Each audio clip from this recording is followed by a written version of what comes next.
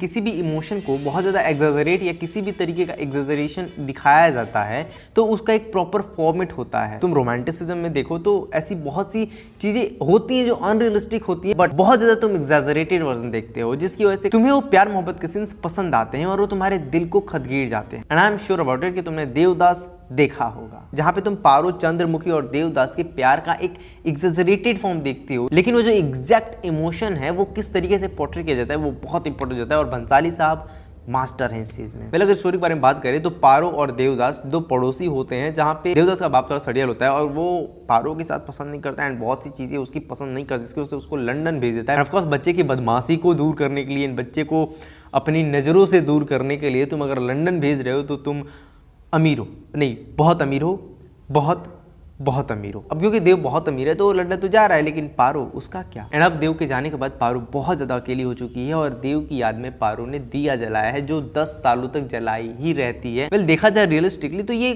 Kind of impossible सी चीज है, but अगर तुम प्यार में हो तो इम्पॉसिबल जैसा कोई शब्द एग्जिस्ट नहीं करता तुम्हारे लिए, तो मैं इस पे तो बिलीव कर रहा हूँ। ये लव स्टोरी इतनी ज्यादा कॉम्प्लेक्स है नहीं, ये सिर्फ एक ईगो कलेश की वजह से ये पूरी की पूरी स्टोरी है। वेल इतने अपमान के बाद पारो की माँ कसम खाती है कि मैं अपने बेटी की 7 दिन के अंदर शादी कराऊंगी एंड तुम देखना तुम्हारा बेटा तड़पेगा, और तुमसे भी ऊंचे खानदान में अपनी बेटी की शादी कराऊंगी। और इसी ईगो के चक्कर में वो अपनी बेटी की शादी कराती है 2 या 3-4 बच्चों के बाप के साथ। एंड ट्रस्ट मी, सबका जीवन तो सही चलता है, लेकिन अगर किसी का जीवन खराब होता है तो वो है देव, पारो एंड चंद्रमुखी। यहाँ पे एंट्री होती है माधुरी दीक्षित की, जो एक कोठे वाली है, जहाँ पे प्रेम को कैटेगराइज नहीं किया गया। यहाँ पे दिखाया जाता है कि एक तवायफ भी प्रेम कर सकती है और किस लेवल का कर सकती है। मूवी में हमें आगे देखने को मिलता है कि चंद्रमुखी का जो समर्पण है देव के प्रति वो अत्यंत ही सुखमयी और अत्यंत ही ज्यादा एग्जैजरेटेड फॉर्म में है। और प्रेम वो नहीं जिसका सारा समर्पण पा लेने में प्रेमी को है, प्रेम वो जो प्रेमी की खुशी के लिए उसको उसकी मौत पे भी छोड़ दे। कसम से जो संजय लीला भंसाली ने माधुरी दीक्षित से कराया है, माधुरी दीक्षित अपनी नैनन से इतना ज़्यादा इमोशनल और इतना ज़्यादा भावुकता दिखाती हैं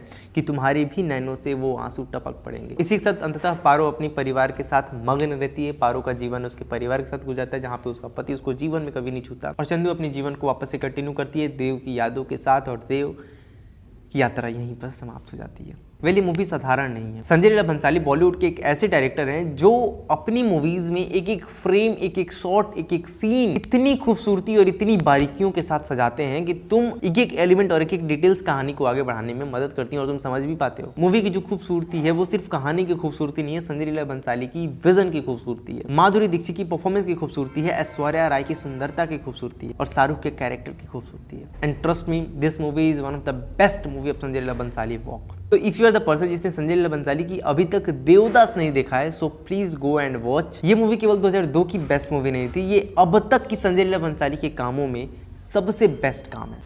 और देखो ना देवदास कितने स्ट्रांगली ये तुम्हें बिलीव करने पे मजबूर कर रही है कि अगर तुम्हारे जीवन में प्यार नहीं मिलता है तो शराब से काम चला लो। देवदास ये भी करने की कोशिश करती है कि तुम कैसे प्यार में देवदास हो सकते हो, कैसे प्यार में तुम देवदास की तरह मर सकते हो, कैसे प्यार में तुम मूर्ख बन सकते हो और कैसे प्यार में समझदारी काम नहीं आती।